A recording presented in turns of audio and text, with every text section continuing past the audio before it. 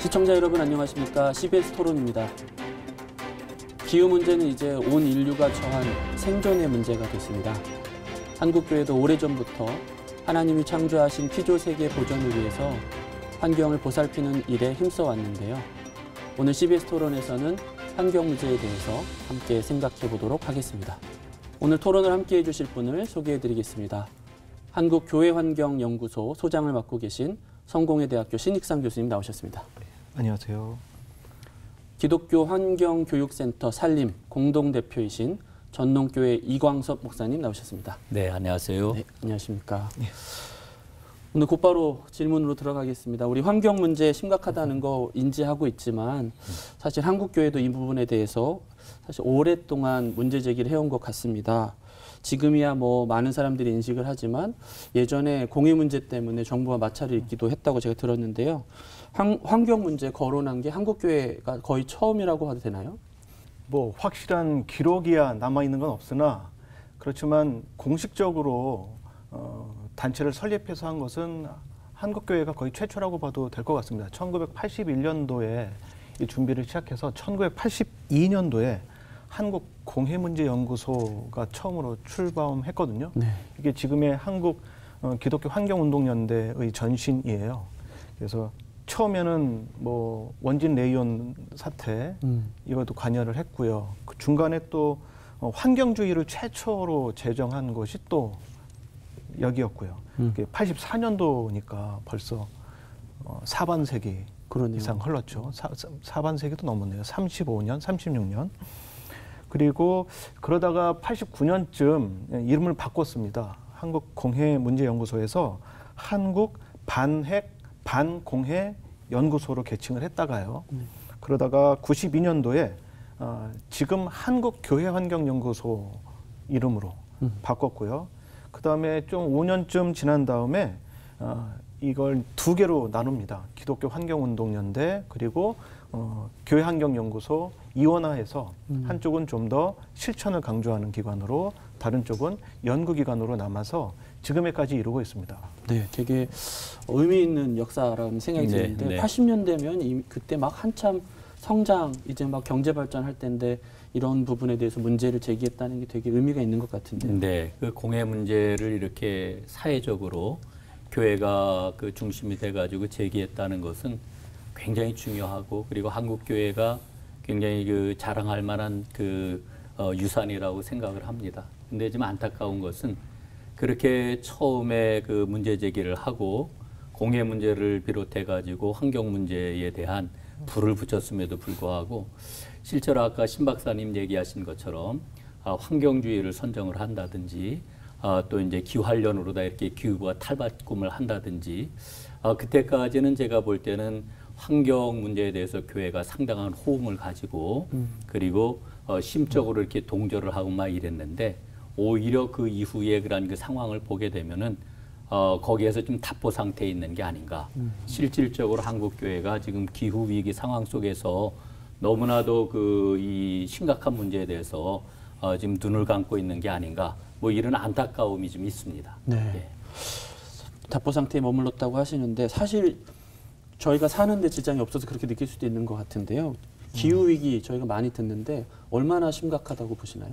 이거를 우리 체온이랑 비교하면 좀 이해가 쉬울 거라는 생각이 들어요. 체온이 36.5도에서 1도 정도 오르면 37도, 38도 사이 되면 미열이 있다고 하죠. 네. 지금 코로나 상황에서도 근데 38도 이상 올라가면 그때는 고열이라고 하죠. 네. 2도 정도 오르면 그렇잖아요. 네. 환경도 그것과 비슷해요, 사실은요.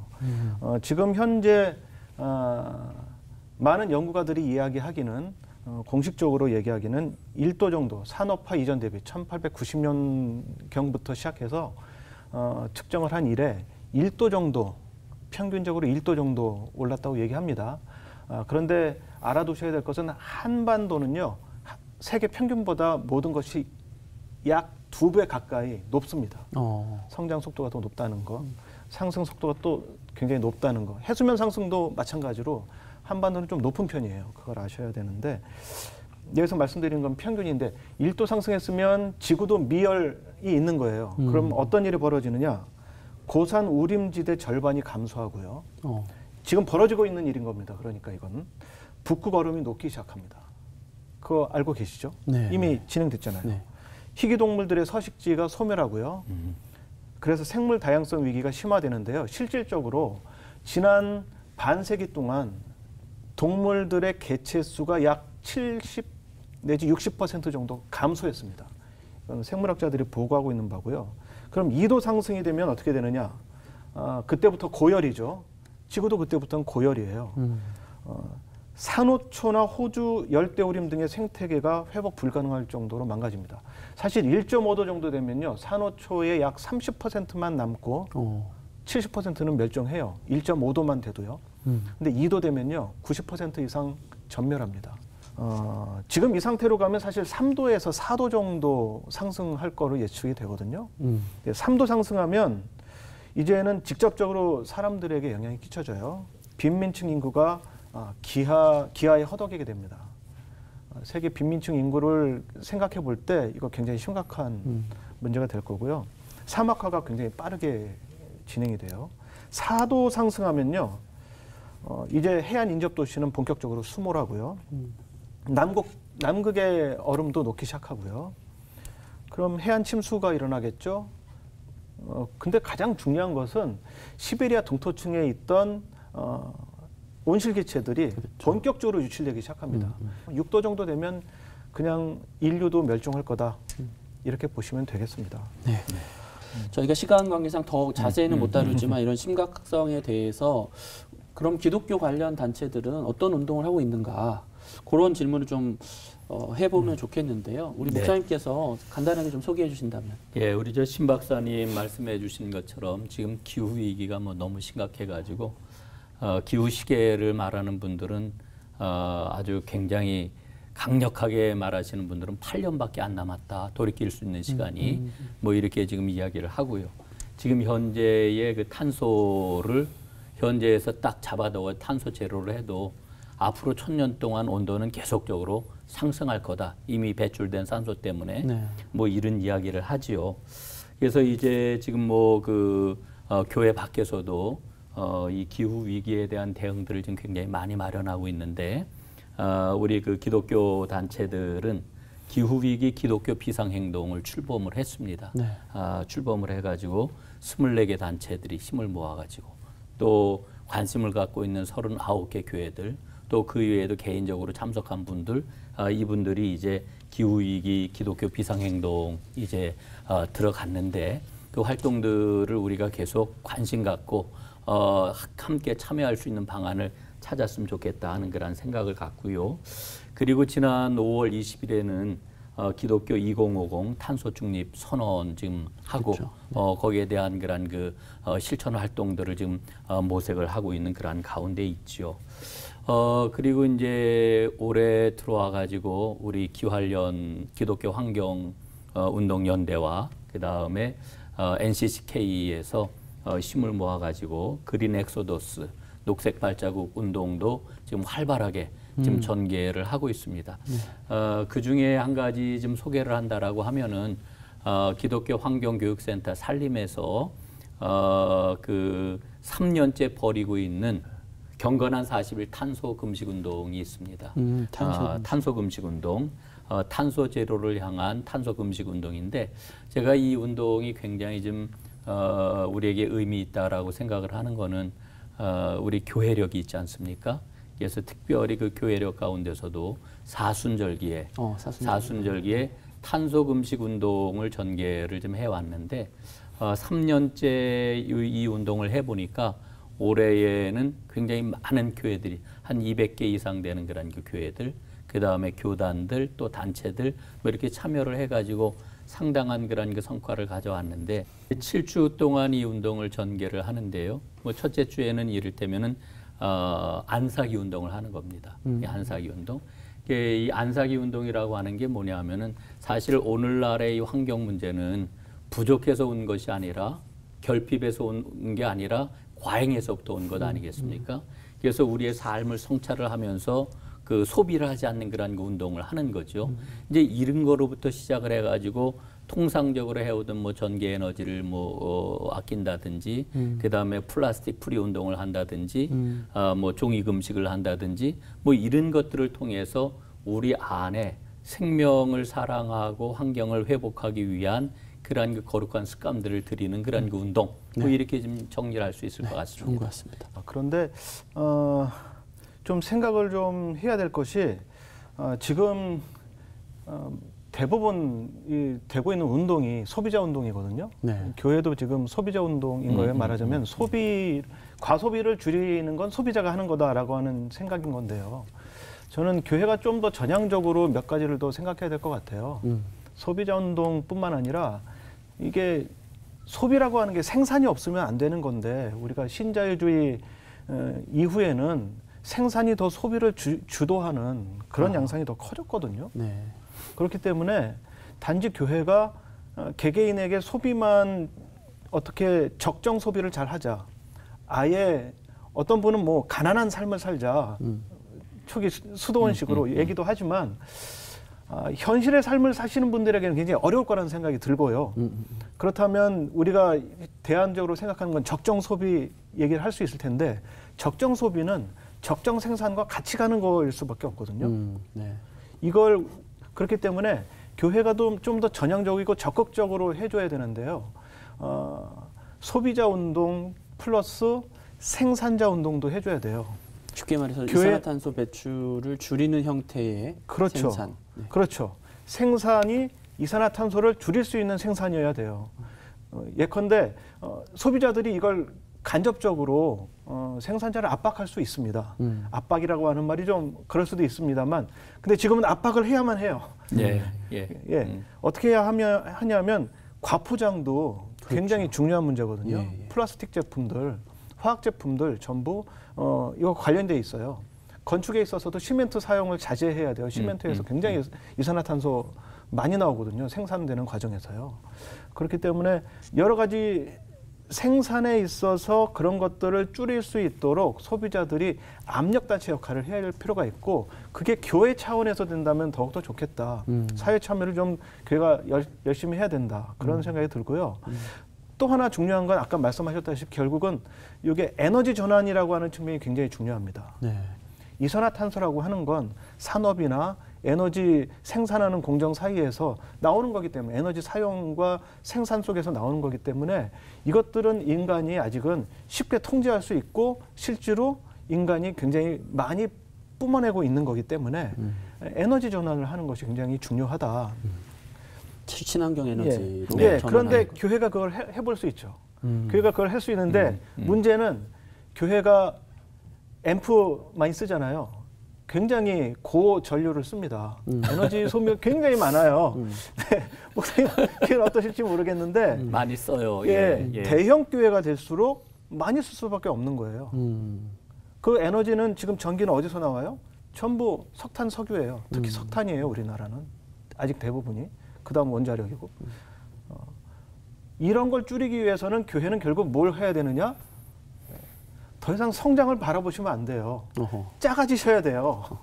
작은 교회 공동체를 형성하려고 해야 되고, 그래서 에너지를 많이 쓰는 모임을 자제할 수 있도록 교회 구조를 바꿔나가야 됩니다. 굉장히 이제 큰 얘기를 지금 해주시고 계신데 삶의 방식 자체가 좀 친환경적으로 바뀔 필요가 있다. 라고 말씀해 주시는 것 같은데요. 신 박사님 던지시는 그러한 그 주제는 저도 아주 굉장히 귀담아 듣고 기도하고 실천해야 되는 측면이라 생각을 하는데, 아까 말씀해 주셨던 것 가운데 소비자 운동 플러스 이제 생산자 운동까지 가야 된다라고 하는 거 아주 제가 적극적으로 동의를 합니다.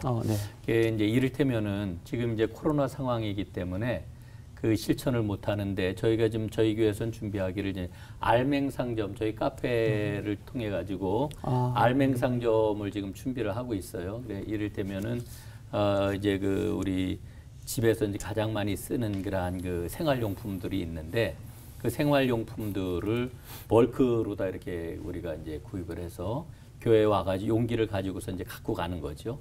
그러면서 이제 포장재를 사용하지 않는 운동을 교회 안에서부터 또 이제 우리 감리교 그 표현으로 하면은 지방의 여성교회 운동으로 또 연회 여성교회 운동으로 이 운동이 확산돼 나가게 될 것 같으면은 이를테면은 지역에 있는 그러한 게 대형마트에 이 압력을 가할 수가 있게 되고 뭐 그러면서 그게 직접 생산업체에게도 압력이 되어가지고 이제 우리가 포장재를 플라스틱으로 안 만들어도 되겠네라고 하는 데까지 이거는 저는 쉽게 도달할 수 있는 목표를 달성을 할 수 있는 중요한 전기가 되는 운동이 좀 될 수도 있겠다. 뭐 이런 생각을 갖습니다. 네. 예.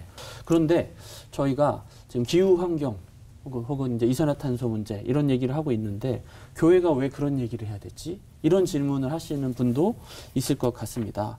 교회가 왜 환경 선교 운동을 펼쳐야 하는지 여러 가지 이유가 있겠지만 신학적으로 어떤 이유가 있을까요? 뭐 이미 여러분들이 아주 오래전부터 생태 영성이라고 해서 얘기를 한 바가 있으나 저는 좀 쉽게 이걸 접근할 수 있는 방법으로 성서 두 구절을 가져와서 얘기를 하려고 합니다. 근데 성서의 구절 중에도 사실은 우리가 왜 생태적인 삶을 살아야 하는가, 자연을 어떻게 바라봐야 하는가, 새로운 시각을 던져줄 만한 메시지들이 있는데 그동안 우리들이 너무 이것을 우리 중심으로, 인간 중심으로 본 측면이 많아요. 대표적인 예가 저는 노아의 홍수 이야기라고 생각을 합니다. 창세기 9장 8절에서 17절이 무지개 약속 얘기예요. 홍수가 끝나고 나서요. 9절에 가면 이런 말이 나옵니다. 이제 내가 너희와 너희 뒤에 오는 자손에게 직접 언약을 세운다. 근데 그 뒤에 뭐라고 나오냐 하면 너희와 함께 살아 숨쉬는 모든 생물, 새, 집짐승, 모든 들짐승에게도 내가 언약을 세운다. 이 말이 계속 반복되거든요. 하나님이 우리 이제 인간과 네. 맺은 언약으로만 우리가 생각했는데 예, 전혀 아니죠. 하나님이 노아와 언약을 맺으셨다? 아니죠. 하나님이 지구와 지구 위의 모든 생명과 언약을 맺으신 거다. 김 박사님 그 말씀해 주신 창세기 9장 말씀은 저게 아주 굉장히 이렇게 확 다가오는 그런 그 말씀이라 생각이 들고요. 네네. 인간의 문제에 대해서는 이를테면 존 캅 같은 신학자는 인간 중심주의 신학 때문에 문제가 생겼기 때문에 생태 중심적인 신학으로 가야 된다 이렇게 이야기를 했죠. 근데 이제 최근에 들어와서 이제 복음주의 신학자들은 하나님 중심 신학으로 가야 된다. 뭐 이렇게도 얘기를 하는 것 같아요. 제가 이제 그 목회하는 사람 입장에서는 굉장히 이렇게 마음에 와닿는 그러한 그 관점이라고 생각을 하고요. 제가 그 몇 년 전에 김경재 그 교수님이 제안을 했던 그러한 그 모델을 잠깐 좀 소개를 하면 이런 겁니다. 그동안 그 자연 생태계에 대해서 인간이 접해왔던 그러한 그 관점들은 첫 번째는 정복자 모델, 두 번째는 이제 청지기 모델이었는데 이제 우리가 가져야 될 그런 그 관점은 중추신경계 모델이다. 이제 이런 이야기를 해요. 네. 중추신경계가 하는 역할은 정보를 수집을 해가지고 거기에 대해서 판단하고 명령을 내리잖아요. 이게 중추신경계가 하는 그런 그 역할인데 하나님이 인간을 그렇게 세우셨다라고 하는 거죠. 저는 이게 굉장히 목회하는 입장에서는 마음에 와닿고 저 교인들에게 이렇게 얘기를 하면은 교인들도 상당한 공감을 갖습니다. 그래서 지금 인간이 문제라고 하는데 그 인간이 어떤 인간이냐. 그 로마서 8장에 보게 될 것 같으면은 모든 고통받는 피조물들이 하나님의 아들들이 일어날 것을 고대하고 있잖아요. 그래서 그들도 그 고통받는 현실에서 해방될 하나님의 자녀들이 해방되는 것과 같이 해방될 그날을 기다리고 있다고 자유를 누릴 영광의 그날을 기다리고 있다고 하는데 그 일을 감당하는 그런 그 사람들 하나님의 아들들이 바로 우리 믿음의 사람들이 돼야 된다라고 하는 거죠. 그런 측면에서 이 중추신경계 모델이라고 하는 이런 부분들을 우리가 좀 잘 한번 살펴보고 그 목회적인 관점에서 좀 적용을 하는 게 필요하겠다. 저는 이렇게 생각을 합니다. 저는 아까 청지기론도 말씀하셨고 중추신경계론도 말씀하셨는데 거기서 조금 더 나갔으면 좋겠어요. 인간이 하나님으로부터 뭔가 중요한 역할을 부여받아서 지구를 돌본다라고 하는 생각을 좀 더 한 걸음 더 나가서 돌봐야 한다라고 하는 그 당위성 앞에는 뭐가 있느냐? 하나님께서 지구를 통해서 인간을 돌봤다, 돌보고 계신다. 앞으로도 돌보고 있을 것이다. 그러니까 지구가 우리를 돌보는 중요한 모체인 것이죠. 그걸 기반으로 해서 우리가 우리도 지구를 돌봐야겠구나라고 하는 은혜의 개념, 하나님의 은총이 지구를 통해서 우리에게 왔다라고 하는 생각을 더 깊이 성도들이 가져야 한다. 그게 회개로도 더 자연스럽게 이어질 수 있을 것 같아요. 지구를 향한 회개가 하나님을 향한 회개와 다르지 않다. 이런 생각을 할 수 있게 할 것 같아요. 그렇죠. 네, 한 걸음 더 나가도록 하겠습니다. 오늘 굉장히 중요한 그러한 그 개념을 제가 하나 이렇게 좀 받은 것 같습니다. 네, 우리가 목사님 저희 들어보니까 우리가 뭔가를 해야 된다 이러면 되게 무미건조했는데 하나님이 이 피조물을 통해 지구를 통해 우리를 먹여 살렸다라고 하니까 되게 은혜가 되는 것 같아요. 네. 목사님 이런 얘기는 좀 어렵기도 한데요. 구체적으로 좀 교회가 할 수 있는 일이 있을까요? 있으면 좀 말씀 부탁드리겠습니다. 네, 저는 교회에서 특히 이제 우리 그 목회자들이 용기를 좀 가져야 된다고 생각을 해요. 그 환경 문제에 대해서는 이 생태 환경 문제에 대해서 특히 지금 기후 위기에 대해서는 모든 교인들이 다 알고 있는데 어떻게 뭘 하느냐라고 하는 거에 있어서는 지금 난관에 봉착해 있거든요. 저희 교회에서는 지난 3월부터 만보 걷기를 하고 있습니다. 전교인 만보 걷기. 그래서 저희가 만보 걷기를 하는 그런 그 가장 큰 이유는 지구를 사랑하고 지구를 살리자. 그리고 우리가 기여하자. 탄소를 우리가 어떻게 해서든지 저감하도록 하자. 뭐 이제 이런 관점을 가지고 시작을 했고요. 꼬린점은 어디에 있느냐 하면은 우리가 이 걷는 걸로만 끝내지를 말고 걷는 거를 통해 가지고 선교 기금을 마련을 하고 있습니다. 그래서 만보를 걸으면 교회에서 100원씩 적립을 합니다. 근데 제가 저희 교인들 참여를 과연 많이 할까 걱정을 했는데 시작을 해놓고 보니까 지금 한 250여 명 정도가 지금 참여를 하고 있고요. 한 주간에 걷는 걸음 수가 1000만 걸음이 넘습니다. 그래서 거기서 적립되는 그런 그 기금을 가지고 저희 지역에 있는 에너지 약자들이 있어요. 에너지 빈곤층이라고 얘기를 하는데 이런 분들을 1차적으로 돕는 이 일에 좀 이거 사용을 하겠고요. 그리고 이제 2차로는 그 농촌 교회에 태양광 발전소를 좀 지으려고 합니다. 궁극적으로는 마지막 꼬린점은 이 기후 위기로부터 시작된 운동이기 때문에 지금 기후 위기가 지금 기후 난민들을 만들어내고 있잖아요. 홍수라든지 가뭄이라든지 혹은 해수면 상승이라든지 이런 일로 인해 가지고 기후 난민들이 지금 계속 생겨나고 있는데 이게 통계에 잘 잡히지도 않습니다. 그런데 이 기후 위기로 인해서 기후 난민이 생겨나고 있는 나라들을 보니까 공교롭게도 우리 한국 교회가 선교지로 다 삼고 있는 그런 그 나라들이라고 하는 거죠. 그래서 우리가 지금 이렇게 모아지는 걷기 운동을 통해서 모아지는 이 기금을 가지고 환경 선교, 해외 선교를 기후 위기 극복을 위한 기후 난민들과 함께 기후 위기 극복을 위한 일에 구체적으로 쓰여지는 그런 그 해외 선교 기금으로 이거를 만들어 나가겠다 이제 이런 목표를 가지고 있습니다. 네, 예. 맞습니다. 되게 구체적인 것 같고 되게 시적절한 것 같습니다. 네. 이 목사님 같은 분이 한국 교회에 딱 100분만 계셨으면 좋겠어요. 많이 일어나지 않겠습니까? 예, 그렇게 되기를 간절히 바라봅니다, 진짜. 네. 조금 이제 더 딱딱한 주제로 갈 수도 있겠는데요. 지금 저희 이제 우리나라 정부에서도 환경 정책을 굉장히 중요하게 생각하고 있고 여기에 대한 대안들 많이 제시하고 있는데요. 보시면서 뭐 아쉬운 점이랄까 아니면 이런 거는 좀 강조하고 싶다랄까 그런 것들이 있다면 좀 말씀 부탁드리겠습니다. 사실은 저기 환경운동 하시는 분들이 정부의 이 그린 뉴딜 발표하고 나서 작년 6월 그린 뉴딜 발표하셨잖아요, 대통령께서. 근데 반응들은 별로 좋지 않았어요, 솔직히. 일단 구체적인 로드맵이 없고 그리고 또 하나 말하는 기조가 말하자면 녹색 성장이거든요. 근데 녹색 성장이라고 하는 것, 그러니까 경제적인 발전도 하면서 또 환경 문제도 잡겠다라고 하는, 두 마리 토끼를 잡겠다라고 하는 그림이에요. 근데 이거는 한국뿐만 아니라 미국의 바이든 대통령도 똑같아요. 그러니까 대부분의 국가가 이걸 똑같이 취하고 있거든요. 근데 환경운동가들은 그걸 원치를 않아요. 왜냐하면 사회 구조 자체가 잘못됐다고 주로 보기 때문에 그럼 비판을 하게 되죠. 그런데 저는 네. 그렇게 생각하진 않아요.